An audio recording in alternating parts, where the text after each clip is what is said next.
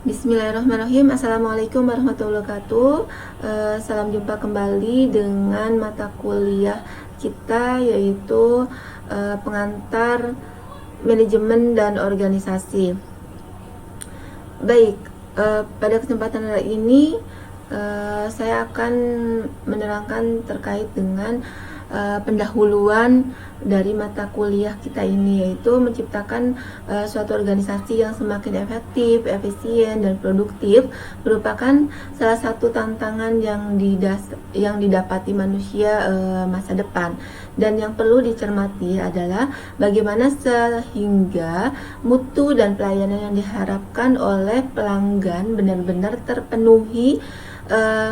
Pelayanan yang dilakukan oleh organisasi yang baik haruslah sesuai dengan tuntutan zaman yang semakin dinamis. Tuntutan pelanggan akan terus-menerus berubah sesuai dengan perkembangan ilmu pengetahuan dan teknologi. Bukankah organisasi bermutu adalah yang mampu menawarkan kepada pelanggan berbagai produk dan pelayanan yang memuaskan mereka? Nah, implementasi manajemen efektif yang dijalankan para manajer dan pegawai akan menentukan kinerja organisasi dalam menjawab tuntutan internal dan tantangan eksternal. Seorang pakar komunikasi organisasi, yaitu Lewis, menjelaskan bahwa kualitas dan kinerja anggota menjadi tanggung jawab setiap pemimpin. Dengan visi, misi, keteladanan, disiplin, pembagian tugas, dan iklim yang diciptakan dalam organisasi akan menghasilkan kinerja anggota yang baik. Bertolak dari kinerja anggota akan melahirkan kinerja organisasi yang efektif.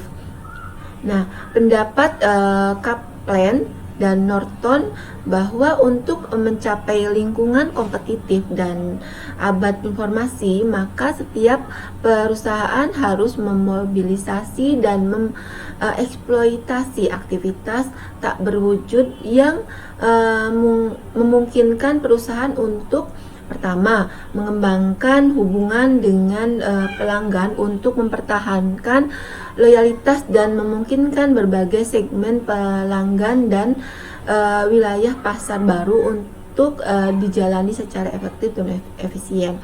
Dan yang kedua, memperkenalkan produk dan jasa inovatif yang diinginkan oleh segmen yang dituju. Kemudian yang ketiga, memproduksi produk dan jasa bermutu tinggi sesuai dengan keinginan pelanggan dengan harga yang rendah dan dengan tenggang waktu yang pendek. Kemudian yang keempat, memobilisasi kemampuan dan motivasi pekerja bagi peningkatan kemampuan proses, mutu, dan waktu tanggap yang berkesinambungan. Dan yang kelima, yaitu mengembangkan teknologi informasi, database, dan sistem. Sebagian besar karyawan, pegawai, eksekutif, dan birokrat masih banyak terbelenggu dengan kisah sukses masa lalu. Mereka menganggap bahwa solusi masa lalu yang diambilnya itulah sesungguhnya yang ampuh.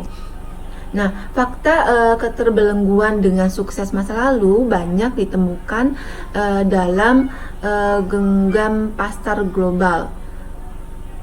Dalam gelanggang pasar global.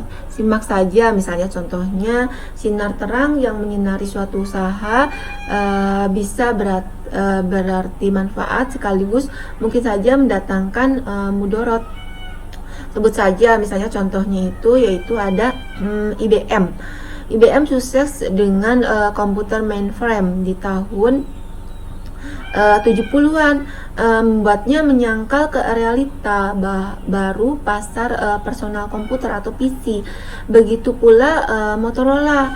Perusahaan Motorola bahwa lebih gawat lagi, setelah sukses dengan seluler analog, ia menyangkal kehadiran dari digital handphone dengan melakukan investasi baru pula di bidang analog.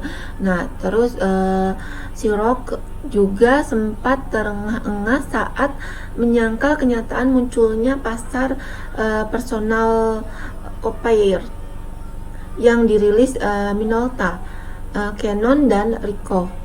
Dan banyak usaha yang gamang dengan perubahan besar baru dalam dunia usaha dalam era global ini. Nah, salah satu tokoh manajemen modern di penghujung abad ke-20-an sekelas Drucker menjelaskan bahwa suatu perubahan atau lembaga secara internal atau eksternal membutuhkan suatu peningkatan secara sistematis dan berkelanjutan. Produk-produk dan pelayanan, proses produksi, pemasaran, pelayanan, teknologi, pelatihan, dan pengembangan orang-orang yang menggunakan informasi. Organisasi membutuhkan peningkatan untuk masa kini dan masa depan. Peningkatan berkelanjutan mensyaratkan keputusan utama, baik bidang yang berkenaan dengan kinerja, sebab jika kinerja ditingkatkan, maka tentu saja perlu dipahami bagaimana peran kepemimpinan dalam meningkatkan kinerja organisasi. Hal ini harus dimulai dari peran kepemimpinan mengembangkan visi, misi, dan rencana strategi untuk mengarahkan perubahan yang bermakna dalam tubuh organisasi. Perlu disadari para manajer, pimpinan perusahaan, para direktur, eksekutif, dan pimpinan organisasi bahwa dalam melaksanakan pekerjaannya sungguh mereka tidak akan mencapai tujuan dalam situasi vakum. Ada banyak faktor internal dan eksternal organisasi yang mempengaruhi pencapaian kinerja dan efektivitas organisasi. Kecanggihan, keahlian manajemen, dan kemampuan teknologi yang lebih besar bisa digunakan untuk mencapai masyarakat yang adil dan makmur, tetapi bisa juga menjadi alat keserakahan, penguasaan, dan perusakan lingkungan yang lebih efektif. Karena itulah keahlian manajemen di Indonesia harus selalu berlandaskan pada orientasi kemanusiaan dan kebangsaan yang jelas dan digunakan untuk meningkatkan martabat dan kesejahteraan manusia secara menyeluruh. Strategi kelas dunia berfokus pada daya saing kelas dunia saat ini, mencakup yang pertama perubahan pesat dalam teknologi dan pasar, yang kedua lebih banyak pesaing bersifat global, yang ketiga meningkatkan penekanan pada globalisasi, yang keempat kesadaran akan lingkungan, yang kelima desentralisasi, yang keenam penyusutan ukuran perusahaan, yang ketujuh hubungan lebih dekat dengan pelanggan dan pemasok. Sementara itu, Planner menambahkan bahwa mutu kelas dunia terletak pada kepuasan pelanggan, bukan pada teknisi. Suatu produk yang mampu menciptakan pernyataan pelanggan sangat puas dengan produk Anda, sehingga mereka tidak akan berpikir untuk beralih kepada orang lain untuk mendapatkan produk tersebut. Lebih jelasnya, pendapat Planner bahwa perusahaan atau organisasi yang kompetitif adalah dilihat dari penurunan biaya, peningkatan mutu, berorientasi pada pelanggan, kefleksibelan, koresponsifan waktu untuk memasarkan. Nah, perlu diaplikasikan pada manajer bahwa prinsip daya saing kelas dunia harus mampu mencapai sasaran finansial, yaitu meningkatkan laba, menurunkan biaya, meningkatkan penjualan, meningkatkan laba atas modal, meningkatkan laba atas modal bersih, rasio finansial. Sementara sasaran operasional perusahaan atau bisnis mutu yang meningkat, produktivitas meningkat, inventaris yang berkurang, hasil produksi yang meningkat, sisa produksi berkurang, tingkat layanan pelanggan meningkat.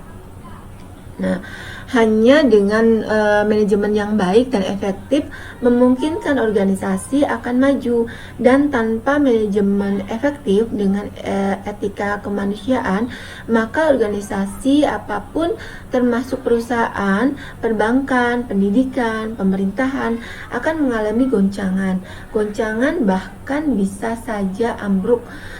Lalu mencium bumi bukan karena pengabdiannya yang bagus, tapi karena kebobrokan yang terlalu serakah untuk maju dengan mengabaikan nasib pegawai, perusakan lingkungan, dan tanpa memperhatikan budaya bangsa atau lintas budaya. Akhirnya dapat ditegaskan bahwa teori-teori manajemen yang dipelajari para manajer penting sekali dalam menuntut tindakan ke arah pengelolaan berbagai bidang organisasi melalui kegiatan yang sesuai dengan fakta di lapangan.